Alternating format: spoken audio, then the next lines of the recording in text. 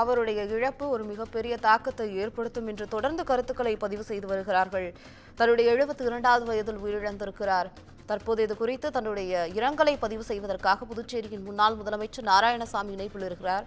72வது வயதில் சிகிச்சை பலனின்றி தன்னுடைய இறப்பு நிகழ்ந்திருக்கிறது. சீதாராம் யெச்சூரிக்கு அவர் மிகப்பெரிய ஒரு பொருளாதார நிபுணரும் கூட, பொது உடைமைவாதி. உங்களுடைய கருத்துக்களை, உங்களுடைய இரங்கலை பதிவு பண்ணுங்க சார்.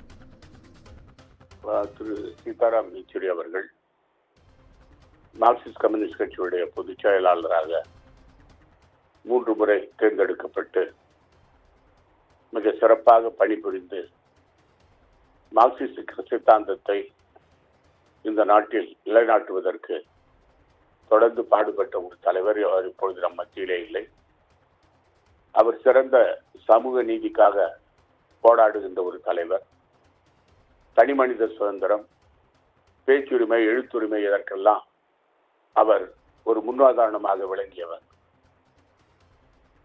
அவரோடு நான் நெருங்கி பழகுகின்ற வாய்ப்பு எனக்கு டெல்லியிலே பாராளுமன்றத்திலே நான் பணிபுரியும் போது எனக்கு கிடைத்தது. அவரும் நானும் ஒரே பாராளுமன்ற உறுப்பினர் தங்கு விடுதியிலே தங்கியிருந்திருக்கிறோம்.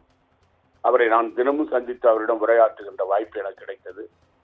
அவர் கொண்ட கொள்கையிலே, மார்க்சிஸ்ட் சித்தாந்தத்திலே மிகவும் முனைப்போடு இருந்து தொழிலாளிகளுடைய வாழ்க்கை தரத்தை உயர்த்துவதற்காகவும் இந்த நாட்டில் நடைபெறுகின்ற சமூக நீதியை தட்டி கேட்டு பொதுத்துறை நிறுவனங்களை இந்த நாட்டில் காப்பாற்ற வேண்டும் என்பதற்காக தொடர்ந்து போராடிய ஒரு தலைவர்.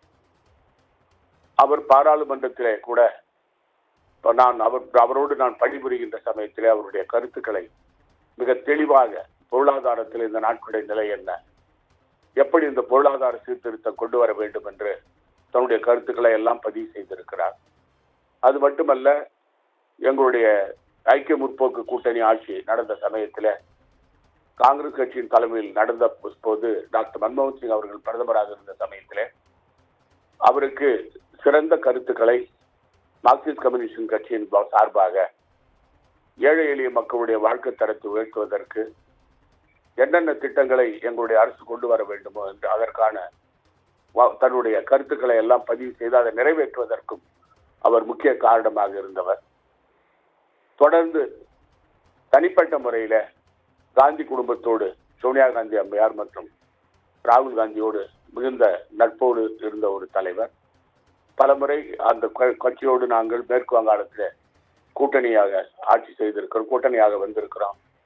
இப்படி அரசியலிலே மட்டுமல்ல, பொது வாழ்க்கையில ஒரு தரமான ஒரு தலைவர், அப்பழுக்கற்ற இல்லாத ஒரு தலைவர், இப்படி பன்முக தன்மை கொண்ட ஒரு அரசியல் தலைவரை நாம் இழந்திருக்கிறோம்.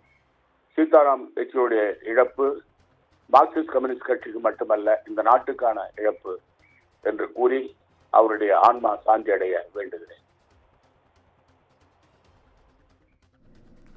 இணைப்பில் வந்து உங்களுடைய இரங்கலை பதிவு செய்தமைக்கு நன்றி சார்.